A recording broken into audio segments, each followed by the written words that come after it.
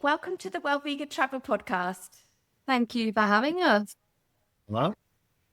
I'm thrilled to have you joining us today because you recently got married and you're going to be telling us all about what it's like to have a destination wedding outside of the country where you live. But before we get into that, can you tell us a little bit about yourselves and what it is that you do in the vegan space? Yeah, I'm a veterinary nurse and I also work with rescues. We both work with rescues now. We sort of take in mainly pets for the time being, but we are open to anyone that needs help.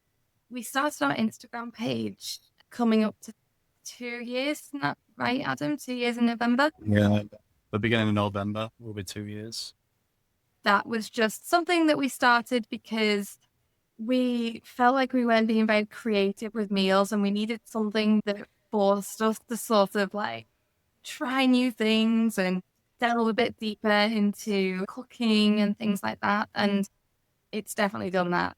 So we come up with all sorts of different weird and wacky combinations, but we wanted it to just be a bit about us. It wasn't necessarily supposed to be just a food page. We wanted to incorporate travel and, you know, us, our music taste, animal rescue. But so far, so good. I love it. Do you want to add to that, Adam? Pretty much what Bethany said. Yeah, we weren't entirely sure where to go with it. We started it as mainly just somewhere to give us a little bit and gain inspiration from others as well when we started following accounts and things like that. For some reason, people seem to like what we're posting and we've done quite well. I think we're very proud of it. We've got a decent little following and we enjoy the interactions and it's a really friendly space to be involved in. We often get direct messages and comments and everyone's just so lovely. We've had very little hate, which is very nice. So far, anyway. Fantastic. And what is your Instagram handle? It's here today, vegan tomorrow.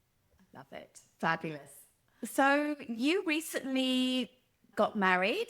What made you decide to choose a destination wedding rather than something more local? We both had the same idea. It wasn't one of us wanted one thing and the other compromised. We both had it in mind that we didn't want anything huge. So we just thought when it's local, you end up in that sort of, I've got to invite her. And if I'm inviting her, then I've got to invite him. And then she'll need to come. And before you know it, you've got 150 to 200 people and costs are spiraling. And yeah, we just thought, you know what, we'd like something a little bit more intimate. And we had 6 guests and that was it. It was Lovely. very small. And we just wanted something small. Yeah, absolutely. Yeah. We just got to remember it's easy to get lost in pleasing other people. And we just loved this place where we got married. We got married in a place called Ilunda in Crete. We holidayed there a couple of years ago. Absolutely fell in love with the place. It's such a beautiful little friendly town. And we always just said if we get married, then we'd like to do it here. We didn't understand whether that would be realistic or not, but it turned out we could.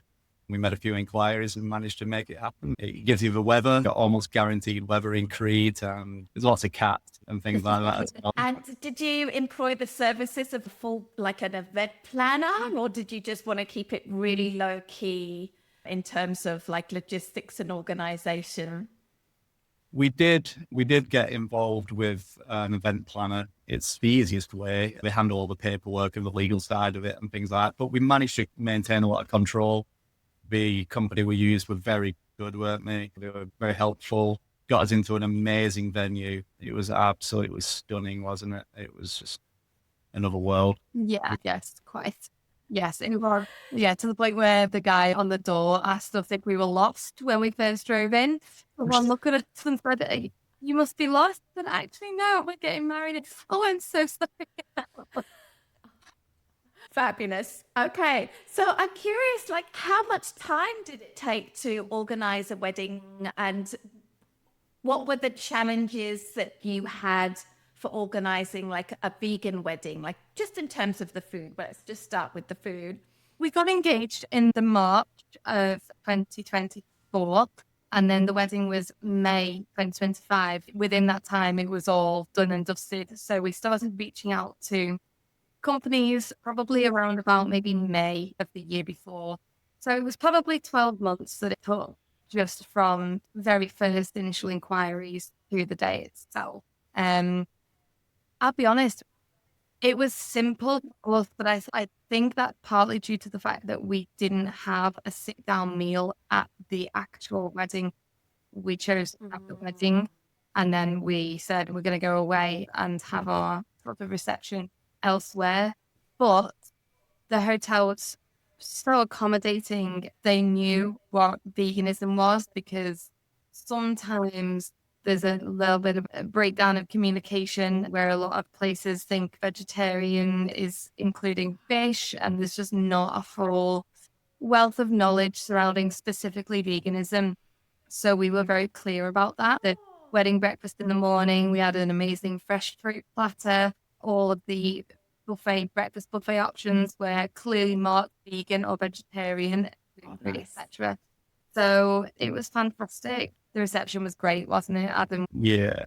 When we holidayed there a few years ago, this little Cretan bar in Mabriciano, there was run by a lovely couple who just went above and beyond for us, didn't they? Yeah. They really went to town on providing us with this beautiful, beautiful spread kind of thing. Not just finger food, there was multiple dishes, multiple really tasty dishes, all Greek food, traditional Greek food, but made vegan, and exactly what we wanted. And they went above and beyond, like I say, and they were absolutely amazing, and just give us the best few hours, didn't they? And give us the entire balcony overlooking the harbour, and it was just perfect. We couldn't have asked for more. That sounds like a real highlight of the day. Were there any special, unique parts of the day or memories that will stay with you forever from that day? The actual little ceremony itself was just amazing. It was on a jetty that went right out into the water. So we were surrounded by water. It was just a few chairs with our closest friends and family. People were sort of milling around on the beach, and they were looking on, and everyone was so congratulatory. It was just, It was really just so special. That particular part, we did the vows, and then we'd written our own. We got to stand there and exchange our own personal vows to each other, which was just so special. Yeah, and it was right in the shadow of Spinalonga. I don't know if you know of Spinalonga. It is quite a famous island, isn't it? Yeah, it's where the Greek government sent the lepers. It's now an historic site where you can go and visit. It's very famous, and it was a stone's throw away. It was just a very special place. Beautiful. What tips would you give for vegan couples that were thinking of doing some sort of destination wedding, or anyone doing a destination, come to that? Like, what are the kinds of things they need to be mindful of? Probably the legalities. It was daunting looking at it. We did entertain the idea of doing it all ourselves at first. We thought the cost of translators and things like that. For all we know, we could have a ceremony and come back and we're not even legally married. Even the wedding company themselves, the organisers, they would go quiet on us and we wouldn't hear anything for a while. So it was pretty worrying at times, the lack of interaction we were having with them. We obviously organise other people's weddings as well. They have a lot on. And they just kept reassuring us when we did reach out to them that everything was in hand and don't worry about a thing, everything's sorted. You feel out of control, but you just got to roll with it and hope that they know what they're doing, which they clearly do. You pay them a decent sum of money and they look after you, they really do. Yeah, I would say use a company, or at least reach out to a company, because we didn't feel like we were out of control. It wasn't completely structured from start to finish. They just found us the hotel. We could then choose if we wanted the chapel or the pier. We told them how many people were coming. We told them we didn't want any food. We would like a vegan cake. So we were very much in control. It just meant that the paperwork side of things, definitely, we had to be taken to the town hall in the next town over, sign a lot of documents, things had to be translated. And I think we would have struggled without somebody organizing that for us. So that would be my tip. You can be as involved, or you can let them do everything if you want, but at least just make that contact and get them to do the sort of legal side of things, for sure. It's really tricky, this legal side of things. A friend of mine, she is from Finland, and she recently, it ended up working out fine, but she was getting married to her Australian partner who had been divorced, and they wanted to get married in Finland. The kind of paperwork that the Finnish authorities wanted that would reassure the Finnish authorities that there were no impediments to being married, that he was in fact divorced, that they didn't accept it. And then the Australian government was like, this is what we produce. And it required a lot of work. I definitely think you probably should allow a lot of time for these kinds of things, especially if, each of you are from different places or had previous marriages or getting married in a different place. It was really touch and go there that they might not get that paperwork in time. It was pretty terrifying for them. Yeah, definitely give yourself enough time. Things that we had to do on our side. So we had to go and get a certain document notarized. We had to have an original or copy of their certificates, the full certificate that had to be printed within the last 6 weeks. It was very specific, and there's a lot of just little bits that you just need to tie up. So just give yourself as much time as possible, because you send something off to be notarized and you're hoping it comes back in the next 10 days, but it might get lost in the post. There are a lot of variables. Yeah. And I'm curious, Adam, after the wedding, did you have your honeymoon in Crete as well? Did you stay in that same hotel, or did you do some other exploring? We stayed there for a couple of days, which was part of the package, what we paid for. Absolutely amazing. And then we traveled across Crete. We hired a car and we traveled across Crete. We absolutely adore Crete. Such friendly people, pretty much guaranteed weather, like we say, and just a lovely place. And yeah, so we just spent a little bit of time on the island. I think we were there about just shy of 2 weeks overall. Again, you have to be there a few days before you actually get married as well. That's something you also have to remember, that you have to be in the country for a few days, catch people out. I bet it does. And were you alone for that honeymoon period, or did your family and friends also join you in some or all of the post-wedding celebrations? We managed to shake them off after a few days. They stayed with us for a couple of nights after the wedding just to relax, because the build-up, everyone's a little bit jittery. And so we did have a couple of days. But after that, we then went on to the rest of the island on our own to just have a bit of a mini honeymoon and relax and enjoy the first few days being married.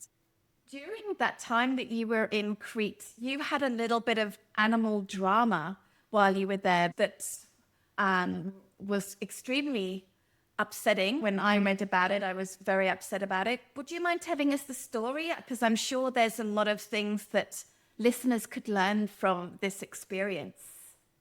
Yeah, walk around with your eyes closed. It's probably, if you're an animal lover.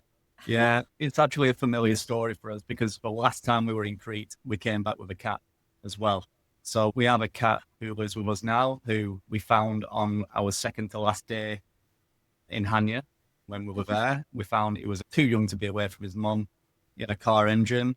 So us being us, we couldn't leave him there. We contacted a local rescuer who was absolutely amazing, and absolutely amazing woman. What she does is incredible for the not only cats, just animals in general over there. She went and caught him for us. And when she sent us the pictures, it was like, we can't leave him there. We went through the rigmarole of getting him to us. We're already familiar with the adoption of cats from abroad. And then again, our second to last day, we were just having a wander. We actually remembered this one cat from the last time we were there, who was very friendly. She was lovely, and she was very distinctive. She had a very odd-looking eye, enlarged eye. Clearly, she was uncomfortable with it. That was about 18 months prior. We thought, we'll just have a wander down here and just see if she's still there. And she was there. But this time, she had 4 kittens with her, one of which, awful. One of the kittens in a really bad state, could not see, but all bloodied eyes, bumping into walls, no more than maybe 5-6 weeks old, perhaps. I spotted him first. I can't believe this.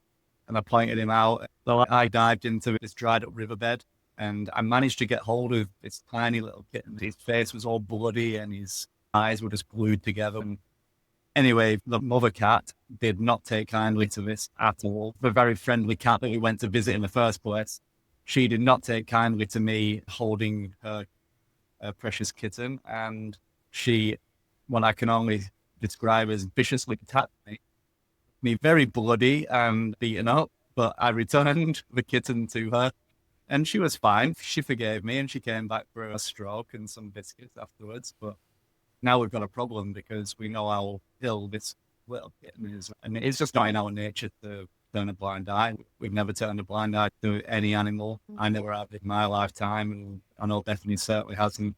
And together, we're just on the same page when it comes to things like that. So it wasn't even a question. It wasn't a conversation we had to have. It was just, we know what we've got to do.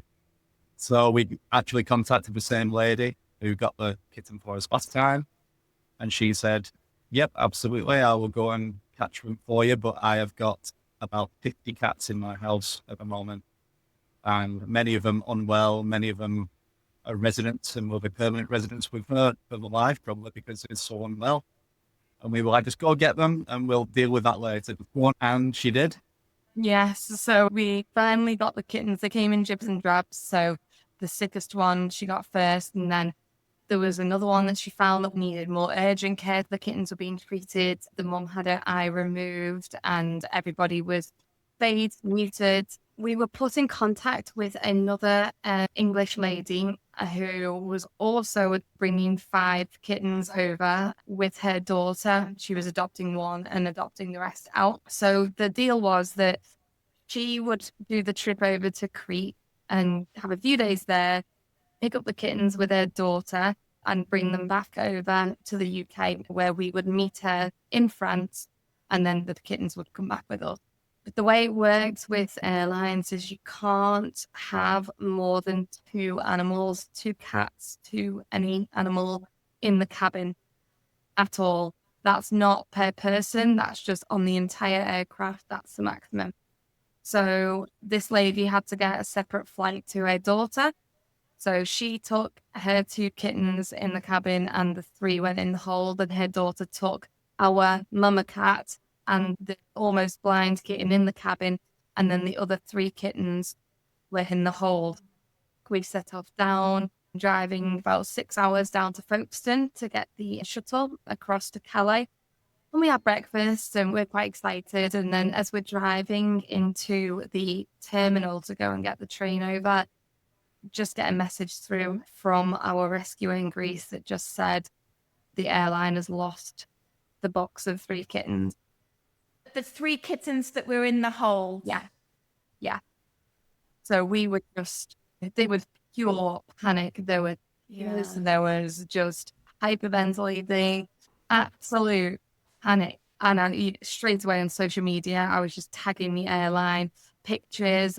Please, everybody share this. It blew up. People were sharing it. It had thousands and thousands of views and shares. We didn't know where they were. Adam needed to be back in work the next morning, so we couldn't take the chance of him coming to France as well and us potentially having to stay there for a few days to wait for these kittens to come. It was pretty intense. Eventually, we got the message that, okay, the kittens have been found, they've been located, and what had happened was they'd come from Thessaloniki, Paris, and then instead of being unloaded at Paris, they had been somehow forgotten in the cargo hold, and the plane had turned around and gone right back to Thessaloniki without them being seen to, check, no food, water, no access to a litter tray, and it's about a 3-hour flight each way. This was horrendous. We were very thankful that we knew where they were, but I did not know what state they were going to be in. These kittens are so small, fragile, very skittish. Trauma like that could easily result in death. Eventually, they arrived in Thessaloniki, Aegean Airlines. Eventually, they sent the kittens back in business class with a dedicated handler in the cabin. We'd gotten up at about 3:30 that morning to drive down. And then by this point, it was close to 2 a.m. the next morning. Eventually got the kittens, got back on the shuttle, and then I had to drive 6 hours home. So I was probably awake for close to 40 hours by the time. Oh my goodness. Gone. home with them all. But that's the story of how we got them. And thankfully, they are all upstairs now. I can hear them absolutely thundering about. We still haven't received any sort of apology or explanation from Etienne Airlines. We still haven't received any money back for the extra expenses that we incurred. We went to the paper. Our story was in The Guardian. It was in the local newspapers. Daily Mail picked it up. Various outlets have run with this online. We would love for them to be able to change their policy so we don't put animals in the hold anymore because it's not safe. Yeah, it's interesting because I have some experience in taking cats on flights, mainly around Asia. You're not allowed animals in the cabin at all in most Asian flights, which is upsetting for a lot of reasons. And the last flight that we had to do with our cats, like before they went into retirement, was flying to Canada in 2020 as all of those cancellations were happening with COVID, March 2020. If you could, flights were just being cancelled left, right, and centre. And then a lot of airlines were just not wanting to take animals on flights, partly because they were worried that flights would be cancelled. And then while the animal was in transit, they wouldn't be able to do anything. But I had to take these flights, and it was absolutely nerve-wracking, particularly for such a long flight, to put our cats in the hold. The staff were really sweet. I was almost crying boarding the plane. Gate agents very kindly sent me a picture of the cats on board, so I knew they were boarded. I also remember telling the flight attendants, can you please make sure that all of the heating is on? Please make sure the heating is on, because the idea of it not being on and me not checking is just too much to bear. I think it would have been almost impossible for you to do in your case, but for other people that are transporting pets, to put like a little air tag or some sort of locator in, like tape it inside the box or some way, somehow, so that you can know where it is. It's something we do with our luggage. And if we could do that with animals that we're transporting, it could save a lot of time and heartache and potentially death of the animal. Yeah. 100%. As far as we're concerned, this is a lesson learned. We probably will have more cats at some point, and you're absolutely right, but you just think this will not happen to us. Even though it's in the back of your mind that the cat's traveling a long way, and a lot of people don't see animals the same way we see them. But lesson learned. We even said, if it comes through it again, we will just fly and bring each cat back individually. If we have to take 10 flights to do what we need to do, we'll do it. I would just never do that again. And we were very lucky that the lady who was transporting them for us, who picking them up in Paris, she was equally as devastated about everything that happened. Annoying thing is, we're going crazy on social media, on Instagram, on Facebook. We've got an army of followers that are just going crazy on our behalf as well, attacking their Instagram page like there's no tomorrow, and they are just point blank ignoring everybody. And then somebody would pop up and say, I left my bag on a flight from Madrid to Paris, and they would be like, oh, send us your baggage number and we'll look into it for you, and ignoring and deleting all the comments about the cats. It was very upsetting. Yeah. I hope they learn so much from this experience, for sure. Goodness. So after that wonderful trip, followed by a lot of drama, do you have any other exciting travel plans on the horizon? We are heading over to Berlin in next month, actually. So, well, in a few weeks. We've recruited one of our good friends to come and move in to look after the army of various felines in the house. We're off to Berlin. We both listen to heavy metal music, and so there's a festival going on there that we're going to go and see for a couple of nights, and then have a couple of days sort of sightseeing as well. So that's our next trip. And then the next one we've got booked is, so it was Adam's birthday a few weeks ago and boy's birthday. I have gotten us tickets to go to the Belgian Grand Prix, because we're both big Formula One fans. Oh, It's our very first ever Grand Prix. I'm both very, very excited about that. sounds fabulous. Have a wonderful trip. Thank you both so much for being on the podcast. And before we say goodbye, can you tell us again your Instagram handle so people can follow your adventures in animal rescue and food creation and all of those other things. It's here today, vegan tomorrow. Lovely. Thank you, Adam. Thank you, Bethany, so much for taking time to be on the show. Thank you so thank much. you. Thank you for having us. It's been an absolute pleasure. Thank you. Thank Really nice you. to talk to you. Thank you.